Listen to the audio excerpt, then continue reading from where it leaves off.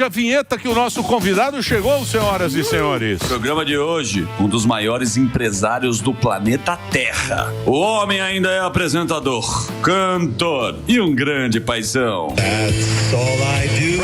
Ah, não, aí ele extrapolou.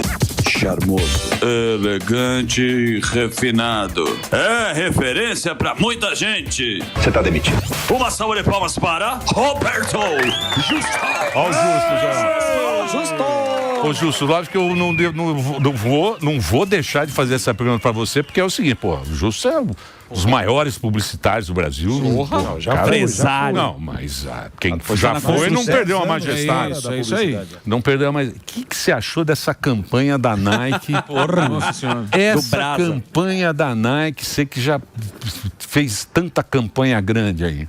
Pode falar a grande verdade, eu nem vi. Você não viu? Da nova camisa da nova camisa, do canário de três pernas. Eu soube da camisa, eu vi a camisa, mas eu não acompanhei a campanha. O que fizeram de errado, na sua opinião? Não falaram que o Brasil, a turma grita vai brasa. Vai brasa em vez de vai Brasil? É isso. É. Espetáculo. Politizou a... Nada a ver. Aquela história do Brasil com Z, sabe? Aquela história que o gringo gosta, né? Porque teve uma turma da Nike, da diretoria, que falou, e a outra camiseta também pode ter uma mensagem, né? Subliminar ou não. Mas eu acho que o ponto principal é a declaração, né? É legal ele ver a declaração da moça falando sobre o Brasil, ele vai entender o contexto. Tem a moça que fala do Brasil. Mas a designer, ela é uma funcionária. Sem dúvida. Ela é uma funcionária. Mas ela bolou o conceito, porque tem uma funcionária... Quem aprovou. Mas não é só ela. Não, alguém aprovou. Sim, alguém aprovou, não é o artista. É uma expressão que eu nunca ouvi ninguém falar vai brasa. Você fala lá em Miami. Tentaram isso e tentaram fazer com que seja que possa pegar, mas... Isso, deram uma forçada. Você fala, vai brasa. Vai brasa, ninguém vai falar isso. Brasa do Erasmo, cara. Brasa amor, brasa. É uma brasa, mora. Vai, bicho. Bem, Roberto. Muito bem. O que você quer? Vai falar o que do...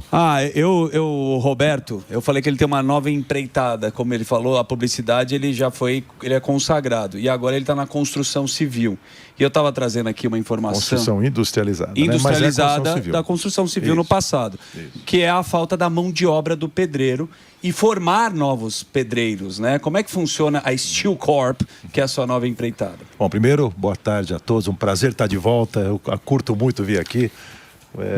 Faz muitos anos que eu venho, né? Boa, lógico, Júlio. E é muito legal. E se falar rapidamente, eu acho que o que está por trás disso, e o que as pessoas falam muito para mim, é o seguinte: eu vou fazer 71 anos mês que vem. E eu já me realizei profissionalmente, já me realizei financeiramente. Para que eu fui procurar sarna para me coçar, né? Mas é porque produzir, fazer acontecer é muito legal. Então eu saí da publicidade 10 anos atrás, resumindo rapidamente, entrei em alguns negócios, entre eles no mercado financeiro. Tem uma Wealth, tem uma empresa de private equity e tal.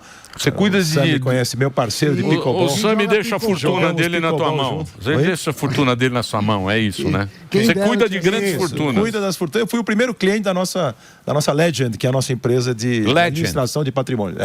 Grande já, só para o Sam saber de valores, que ele conhece bem, já estamos perto de 35 bilhões de reais de ativos sob gestão. E é super o que é muito legal, né? É reconhecido meus sócios que tocam. Eu saí com aquele discurso de que agora eu vou ser meu know-how e meu know-who, né? Que eu conheço gente, tenho experiência. Eu vou ficar no conselho das empresas. Mordi a língua, que eu assumi como CEO de um negócio que eu comecei a enxergar. Gente, construção civil representa 23% do PIB brasileiro. Movimenta 2,3 trilhões de reais dos 10 trilhões de PIB que nós temos. Você imagina, Emílio, um mercado desse tamanho operando nos anos 60. Ele ainda está construindo. Claro que evoluíram alguns processos, mas constrói como se construía nas últimas 50 anos. Tudo evoluiu no mundo, né? Tudo hoje é tecnologia e tal. Por que a construção civil ficou parada? Na China, o cara faz prédio em 60 dias, prédio de 40 andares. Sim. Então, o que acontece com a construção? Que você tem sempre o dobro do preço pelo dobro do tempo. É isso aí. Né? E é uma loucura. E entrar numa obra é uma verdadeira aventura, né?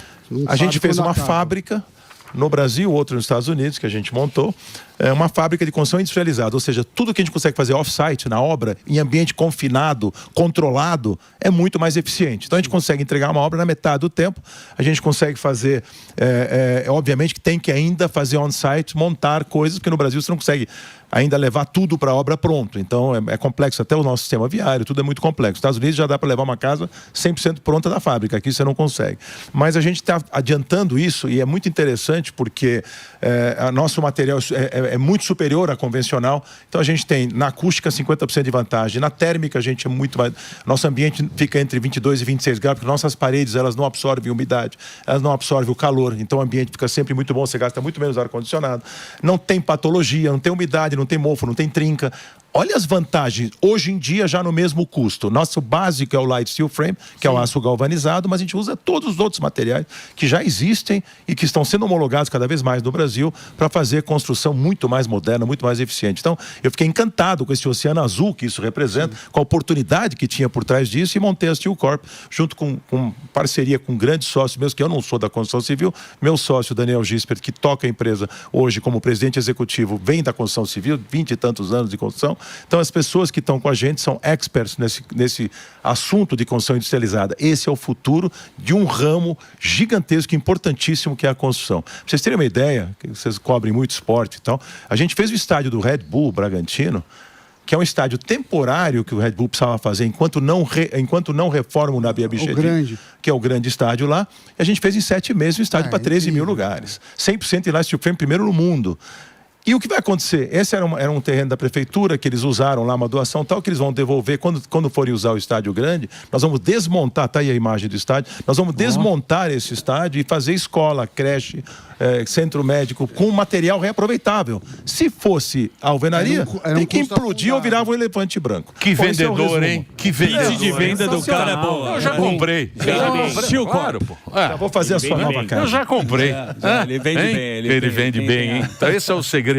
Esse é o segredo. Não, mas é porque eu acredito, gente. A gente só vende aquilo que a gente acredita. Não tem como, entendeu? Então eu não ia entrar nessa... Eu investi muito dinheiro nesse negócio. O negócio é muito investimento. Fábrica, equipamento, gente. Tem quase 500 funcionários. Uma empresa que só vai fazer 3 anos em julho agora. Então, para eu botar em risco um patrimônio, numa fase em que eu estava de vida, onde eu posso já fazer manutenção de capital e não um novo capital, tem que ser muito doido. Ou tem que acreditar demais. Eu prefiro optar pelo acreditar demais. E tem o educacional, que era esse o ponto que eu queria trazer. Porque agora você bateu bem, eu esqueci de comentar. Nós montamos a Steel Academy, que é quase uma universidade para treinar essa mão de obra nova. Sai o pedreiro, entra o montador. A gente só monta, sai a pá para fazer o concreto, etc., entra a parafusadeira. Então, assim, mulher nas obras, porque não tem tanto peso para carregar, obras limpas, não tem entulho, 90%, a obra seca, a gente gasta 5 litros a gente gasta 5 litros contra 500 litros por metro quadrado da obra convencional. 1%. 1% da água. Então, a obra seca, não tem sujeira. É outro mundo completamente diferente. Tem outras pessoas fazendo, tem outras empresas, mas é um mercado ainda que vai crescer muito. Tem muita resistência. Você sabe, Emílio, e vocês todos, que quando entra uma coisa nova, quem está no antigo, não, isso não funciona, não, isso é caro, não sei o quê, porque sai da zona de conforto do engenheiro tradicional. Ele não quer se formar na nova tecnologia. Que é o carro elétrico, né? O carro elétrico. Perfeito, e meu sócio usa esse exemplo. A gente vai numa apresentação e fala, por exemplo, carro elétrico, olha a resistência que teve do tradicional. Eu cheguei hoje de elétrico aqui, eu só uso elétrico. É uma delícia, pô, não precisa nem abastecer, tem uma autonomia hoje que te dá conforto total e não polui a cidade, tem um monte de vantagem. A mesma coisa, foi a resistência, daqui a pouco no mundo não vai ter mais carro a combustão. Pode ter certeza, não vai acontecer. E Justus, você que está falando desse novo negócio, do seu investimento, e o empresário para investir aqui no país, como é que você enxerga o investimento empresário que quer e ao mesmo tempo tem muito receio e medo de investir no Brasil? É uma pergunta muito legal e as pessoas... Eu dou algumas palestras, eu falo muito com os jovens sobre isso, né? Porque, em primeiro lugar, vamos deixar bem claro que, infelizmente, melhorou um pouco, mas assim, o ambiente para o empresário no Brasil é hostil. Muito. Né? É hostil na carga tributária gigantesca, vocês mesmo estavam falando agora aqui, né? O quanto um salário chega na mão do cara, o quanto custa para empresário empregar hoje em dia. Não, a legislação trabalhista... Cargos sociais, lei trabalhista. Não existe nos Estados Unidos juiz trabalhista.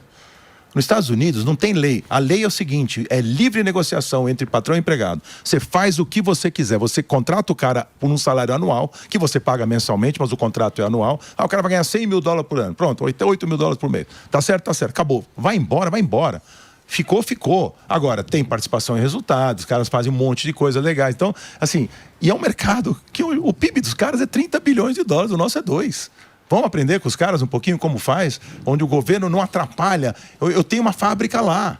Eu vejo como... Claro que as licenças são complexas, porque não pode fazer coisa errada. Lá é tudo, então, para tirar uma licença demora. O cara quer entender o que você vai fazer. Eles vão na sua fábrica ver o que você está fazendo. Eles controlam. Porque o ambiente é um ambiente que funciona. Então lá tem que fazer direito. Não pode fazer besteira. Porém, eles estimulam. Eles financiam, o juro é barato, nós estamos falando de juro de 6%, 7% ao ano, quando é muito caro. Mês, às vezes. Quer dizer, então, o nosso juro é 15 ao mês. O nosso juro real, na verdade, é muito alto, né? É o maior do mundo. É o maior do mundo. Então, assim, é muito difícil empreender num ambiente como esse. Essa é a primeira coisa. Agora, por outro lado, eu acho que para o jovem, por exemplo, comparado com a gente, quando eu comecei a empreender, o volume de informação que você tem hoje na mão, as possibilidades, IA, né? as coisas, as oportunidades, você consegue se embasar melhor, você consegue pesquisar melhor, você consegue ter aliado ao seu desafio, muita informação para embasar o teu negócio. Então, assim, é muito mais, talvez, é muito difícil, mas você tem um ambiente, talvez, onde você consegue tomar uma decisão mais... Nós íamos muito pelo feeling, e hoje você vai muito mais por dados, que a informação que está na mão permite você fazer. Agora, é difícil, cara, empreender é difícil, acesso ao capital é complexo, eles não têm... E assim, o foco do jovem hoje, o jovem que se forma, tal, olha muito para o lado da tecnologia, muito para o lado das redes sociais, etc. Mas é complexo um pouco, é um pouco diferente da nossa época, né? A gente tinha um foco muito diferente, uma determinação diferente. Eu busco nesses jovens que eu contrato essa determinação, essa vontade de fazer acontecer e não essa acomodação que, de certa forma, tudo acaba te levando para um lado um pouco mais de acomodação. Então, acho que esse é um desafio a ser superado. Ô, Justus, um ouvinte aqui mandou pra gente, pediu para te perguntar, e eu reforço a pergunta, querendo saber de você como foi essa questão da SAF lá do Curitiba e como que você tá aí, né, nessa questão, porque o cara é torcedor do Coxa e ele falou, pergunta pro Jus, ele tá preocupado com o Coxa aí. Como que foi lidar com o futebol assim? Não, primeiro, deixar bem claro, eu não tive nada a ver com isso. Então, assim, eu sou sócio do meu genro, Bruno D'Ancona. Sim. Numa empresa chamada Tricorp, não é Steel Corp, agora é Tricorp, é parecido o nome, que é uma private equity, que compra empresa, investe em empresas, cria fundos que investem em empresas. Criaram um fundo para uma SAF e compraram o Curitiba. Sim. Como eu sou sócio da empresa, caiu para mim, né? Sim, sim. Vira e mexe e fica... Né? Eu nunca entrei lá, nunca fiz uma reunião, não tenho nada a ver com aquilo. Torço para dar certo como negócio, né? E vai dar, e tá indo bem e tal. O Curitiba ganhou a Série B. O Curitiba subiu, tá entre os 6, agora entre os 6, tá em 7º, acho. Tá com 13 pontos, se eu não me engano. Vai pegar o Santos da Copa do Brasil? Vai pegar o Santos da Copa do Brasil, é verdade. Então, assim, o time tá contribuindo, fizeram boas contratações, e o time está muito bem administrado, o trabalho que eles fizeram lá